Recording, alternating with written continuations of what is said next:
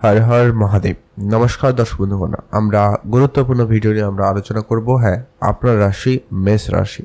মেষ রাশি জাতক জাতিকাদের আগামী মে মাস কেমন যেতে চলেছে, মে 2024 আপনাদের মান্থলি প্রেডিকশন, মাসিক রাশিফল আপডেট নিয়ে আমরা চলে এলাম। আজকে আমরা ডিটেলস আলোচনা করব আপনাদের নবগ্রহের উপস্থিতি, তাদের গোচর দৃষ্টি কী ফল দিতে সক্ষম, আপনাদের প্রত্যেকটা বিষয় ডিটেলস আলোচনা করব। আপনাদের কেরিয়ার, ভাগ্য, ব্যবসা, প্রেম, বিবাহ, পড়াশোনা, স্বাস্থ্য, প্রত্যেকটা ডিটেলসে আমরা আলোচনা করব। অবশ্যই আপনারা দেখতে থাকুন। আমরা গ্রহ গোচরের উপরে এক্স্যাক্ট যে আলোচনা রয়েছে ওটাই করব আপনাদের সঙ্গে, না নেগেটিভ না পজিটিভ, যেটা অ্যাকচুয়াল ঘটনা ঘটতে চলেছে ওইটাই কিন্তু আমরা প্রেডিকশন করে বলার চেষ্টা করব। তো অবশ্যই ভিডিওটি দেখতে থাকুন। ভিডিওর শুরুতে একটা লাইক করবেন, ভিডিওটি যে কমেন্ট করতে ভুলবেন না। হর হর মহাদেব। মহাদেবের আশীর্বাদ কৃপা দৃষ্টি আপনার উপরে সর্বদা থাকবে। তো চলুন ভিডিওর মূল অংশে যাওয়া যাক। তো সবার প্রথমে আপনাদের মেষ রাশির গ্রহের উপস্থিতিটা দেখে নিন। আপনার রাশি মেষ রাশি, আপনার 1 নম্বর ঘরে উপস্থিত শুক্র, সূর্য, 2 নম্বর ঘরে বৃহস্পতি, 6 নম্বর ঘরে কেতু, আপনার 11 নম্বর ঘরে শনি এবং 12 নম্বর ঘরে রাহু, মঙ্গল এবং বুধ। তো এই রকম পরিস্থিতিতে আপনি কি কি ফল পেতে সক্ষম সেটা আমরা আলোচনা করছি।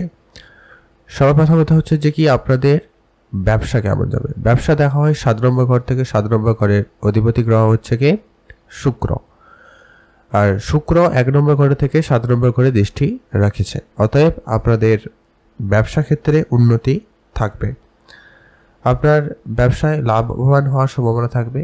আর বুধ হচ্ছে ব্যবসার কারক, কিন্তু বুধ নিজে উপস্থিত কোথায়, 12 নম্বর ঘরে। অতএব 12 নম্বর ঘর একটু খারাপ ঘর, সেখানে আপনার খরচপাতি একটু বেশি থাকবে, মানে খরচা হতে পারে, আননেসেসারি অনেক বেশি খরচ হবে। তো সেটাকে আপনারা একটু খেয়াল রাখবেন।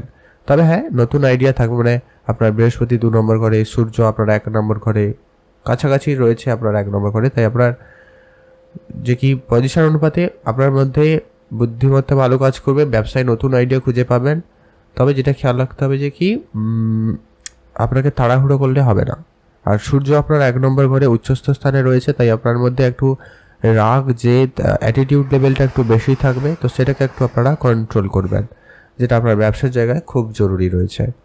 ঠিক আছে, আপনার ব্যবসা ওভারঅল দেখলে ভালো। শনি ভালো জায়গায় রয়েছে, লাভের জায়গায় বসছে, অতএব আপনাদের ব্যবসাটাও ভালো হবে। এরপরে আসছে আপনাদের কেরিয়ার, ভাগ্য, এই বিষয়টা কেমন যেতে চলেছে। কেরিয়ারের দিক দিয়ে দেখা হয় কি 10 নম্বর ঘর, কেরিয়ারের ঘর দেখা হয় 10 নম্বর। এই ঘরের অধিপতি গ্রহ মানে স্বামী হচ্ছে কে শনিদেব। অতএব শনিদেব বসছে এখন 11 নম্বর ঘরে, আপনার লাভের ঘরে উপস্থিত রয়েছে শনিদেব। তো ওইখানে যেটা লক্ষ্য করা যাচ্ছে আপনাদের কেরিয়ারে ভালো যেতে চলেছে, আপনার ক্যারিয়ারে আপনার ভালো পজিটিভ নিয়ে আসবে। আর শনি যেখানে বসছে সেখানে কোনো পাপী গ্রহের দৃষ্টি নেই, আর শনির দৃষ্টিটা পড়েছে আপনার 1 নম্বর, 5 নম্বর এবং 8 নম্বর ঘরে দৃষ্টি পড়েছে। অতএব আপনি যেটা করতে পারেন যে কি আপনার ব্যবসা কেরিয়ারে আপনি ভালো পরিবর্তন নিয়ে আসবেন, কিন্তু আপনার ভিতরে একটু অ্যাটিটিউড ব্যাপারটা আপনার বেশি থাকবে, অহংকার একটু বেশি থাকবে। তো সেটা একটু খেয়াল রাখবেন। আর যেহেতু আপনার রাহু, মঙ্গল, বুধ 12 নম্বর ঘরে রয়েছে, সেখানে আপনার কাজের সুবাদে বিদেশ যাত্রার সুযোগ বেশ ভালো থাকার সম্ভাবনা রয়েছে, বা একটু যাতায়াত, একটু লম্বা যাত্রা হওয়ার সম্ভাবনা থাকবে কাজের সুবাদে লক্ষ্য করা যাচ্ছে।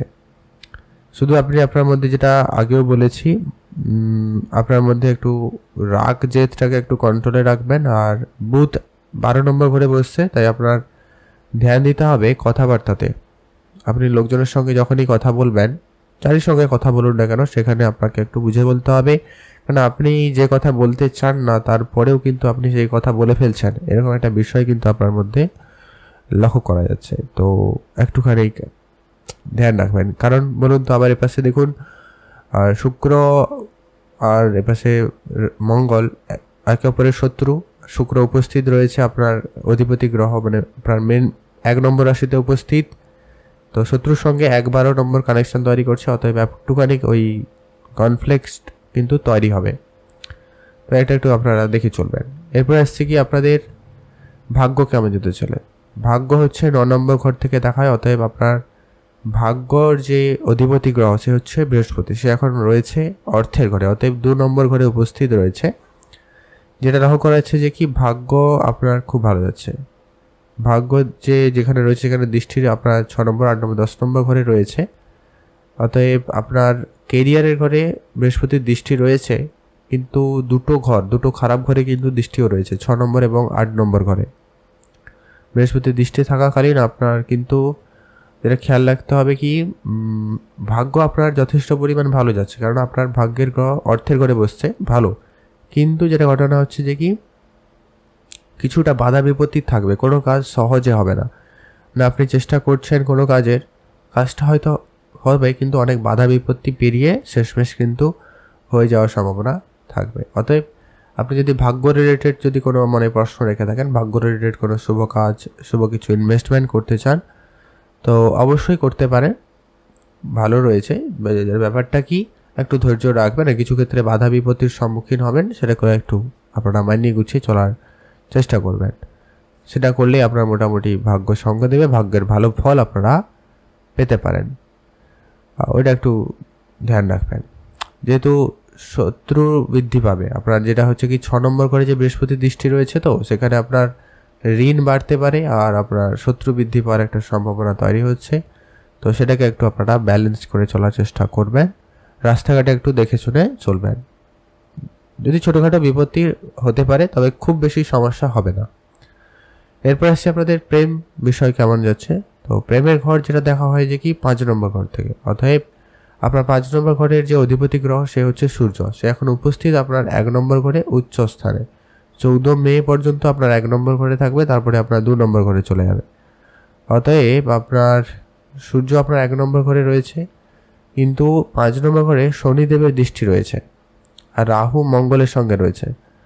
তাই এখানে আসরক দোষ তৈরি করছে, আসমিক দোষ তৈরি হবে, যেখানে কি যখন রাশির স্বামী রাহুর সঙ্গে থাকে, সেখানে কিন্তু আপনাকে কিন্তু একটা ব্যাপার কি বলুন তো, একটু বিচলিত করে তুলবে, একটু বিভ্রান্তির মধ্যে আপনাকে ফেলবে, কনফিউশন তৈরি করবে আপনার ভিতরে। অতএব এইটা আপনার কিন্তু প্রেমের ক্ষেত্রে লক্ষ্য করা যাবে। আপনি আপনার পার্টনারকে নিয়ে একটু কনফিউশনে পড়ে যেতে পারেন, কোনো একটা বিষয় নিয়ে আপনি কনফিউজড হবেন, তার সঙ্গে ছোটো ছোটো ব্যাপারে একটু মতপার্থক্য তৈরি হবে, এরকম একটা বিষয় কিন্তু লক্ষ্য করা যাচ্ছে। তো আপনারা একটুখানি দেখে চলবেন। আর একটা বড় ব্যাপার হচ্ছে যে কি আপনার যে ঘরের যে স্বামী সূর্য, সে নিজেই একজন ফায়ার সাইন, একটা অগ্নিতত্ত্বের গ্রহ, আর আপনার রাশিটাও অগ্নিতত্ত্বের রাশি, আর সেইখানে উপস্থিত সূর্য। অতএব আপনার যেমন উন্নতি তো খুব ভালো, তবে এই বিষয়টা একটু খেয়াল রাখবেন আর কি, হঠাৎ রেগে যাওয়া, আপনার নিজের চালানো, নিজের জেদ রাখা, এই ব্যাপারগুলো আপনাদের থাকবে। তো অতএব আপনাদের প্রেমের ক্ষেত্রে একটু চাপ রয়েছে, যদি আপনারা বুঝে না চলতে পারেন তাহলে কিন্তু সমস্যা অনেক বেশি বাড়াবাড়ি হতে পারে। বুঝতেই পারছেন, প্রেমের ক্ষেত্রে কিন্তু অনেকটা চাপের বিষয় থাকতে পারে এই মাসটা, বিশেষ করে 14 তারিখ পর্যন্ত, তারপরে কিছুটা ভালো। এরপরে আসছি আপনাদের বিবাহিত জীবন কেমন যেতে চলেছে। 7 নম্বর ঘর দেখা হয় বিবাহের জীবন, আর 7 নম্বর ঘরের স্বামী হচ্ছে শুক্র, সে 1 নম্বর ঘরে উপস্থিত আর 7 নম্বর ঘরে দৃষ্টি রেখেছে। অতএব বিবাহিত জীবন ভালো যাবে, শুধু শুক্র শত্রুর ঘরে রয়েছে, মঙ্গলের ঘরে রয়েছে, মঙ্গলের সঙ্গে একবারও কানেকশন তৈরি করছে, যার জন্য ছোটো ছোটো বিষয়ে একটু মতপার্থক্য দেখা দেবে, আপনি এক ভাববেন সে আর এক ভাববে, এইরকম বিষয় কিছু দেখাইতে পারে। তো এটা একটু আপনারা খেয়াল রাখবেন। আর আপনার যেটা সবথেকে বড় বিষয় হচ্ছে আপনাদের প্রেম ভালোবাসাটা আপনাদের মধ্যে কিন্তু ভালো থাকবে, কিন্তু এই আর কি ঝগড়া ঝামেলা একটু একটু লাগতে পারে, তো ধ্যান রাখবেন। 19 তারিখের পর যখন শুক্র রাশি পরিবর্তন করে আপনার 2 নম্বর ঘরে চলে যাবে, তারপর থেকে কিন্তু আপনাদের বিবাহিত জীবনে ভালো হয়ে যাওয়ার সম্ভাবনা বেশি থাকবে বা উন্নতি লক্ষ্য করা যাবে। এরপর আসছে আপনাদের পড়াশোনা কেমন যাবে। পড়াশোনা যেটা লক্ষ্য করা হচ্ছে কি 5 নম্বর ঘর থেকে পড়াশোনা দেখা হয়, 5 নম্বর ঘরের স্বামী সূর্য এখন আপনার 1 নম্বর ঘরে 14 এপ্রিল পর্যন্ত থাকছে।